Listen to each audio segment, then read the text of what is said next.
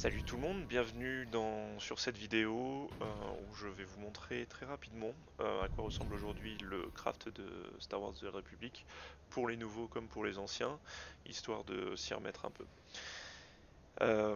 Quand vous arrivez sur la flotte, il faut vous rendre à cet endroit-là, forteresse et compétences d'équipage, et vous aurez d'abord sur la gauche tout ce qui est entraîneur de craft, et ce qui est sur la droite, c'est les entraîneurs de ressources. Côté République, c'est exactement la même chose.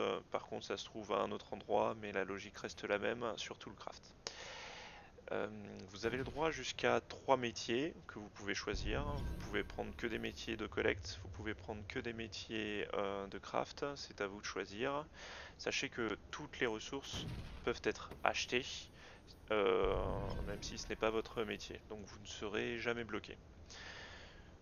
Pour savoir quoi choisir, je vous invite à aller sur le menu euh, Journal des missions et d'aller dans le codex. Dans le codex, compétences d'équipage, et enfin là vous avez la liste de tous les métiers de ressources, collecte de ressources et de craft. Donc vous aurez un laïus à chaque fois, et ce qui est intéressant, c'est quand vous ne connaissez pas les métiers, c'est qu'ici il vous donne un conseil, compétences de confection recommandées, artifice synthétisage quand on a de l'archéologie. Bref, ce sont en fait les principaux métiers qui sont reliés à chaque collecte et vice versa. Une fois que, il m'a lancé une boule de neige, lui. Une fois que vous avez choisi votre métier, vous allez sur le menu compétences d'équipage. Le raccourci c'est B, et là vous allez récupérer tous vos pets, parce qu'en effet sur Star Wars The Old Republic, ce sont vos pets, vos familiers, vos compagnons comme vous les appelez, qui vont s'occuper des métiers. Donc ici vous pouvez voir que je suis fabricant d'armure, c'est mon métier de craft, et j'ai deux métiers de ressources, collecte de ressources, récupération et piratage. Chacun sont à 600 sur 600. La petite croix à droite, c'est que je ne veux plus, si je veux faire autre chose, fabrication d'armes, alors je clique dessus, ça m'enlève le métier. Mais par contre, je repars à zéro et je l'ai dans l'os. Vous avez ici le niveau de chacun de vos pets que vous pouvez améliorer. Bon, j'ai pas de 50, mais 41, ça fait très bien le taf pour ce que je veux faire aujourd'hui.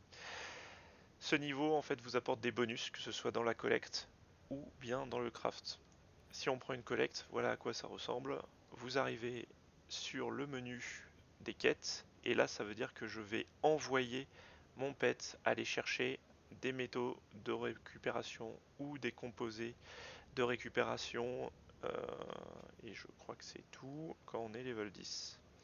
Et des flux protoniques, voilà, c'est ce que je voulais vous montrer.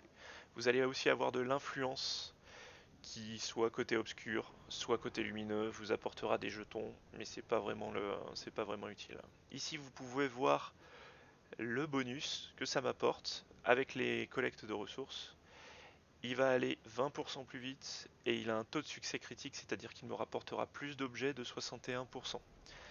Si vous avez besoin de récupérer des ressources plus basses, alors là pas de problème, vous cliquez sur cet onglet et là vous avez les différents rangs qui vont de 1 quand on est level 1 à 10 quand on est level 70. Donc voilà pour la partie collecte de ressources. Une fois que vous voulez crafter, vous avez une liste d'objets que vous pouvez crafter. Donc là vous voyez ce qu'il y a dans la fabrication d'armure. En fait ce sont des plans que vous pouvez récupérer auprès de votre entraîneur. Ça c'est la première chose. Ici c'est la base.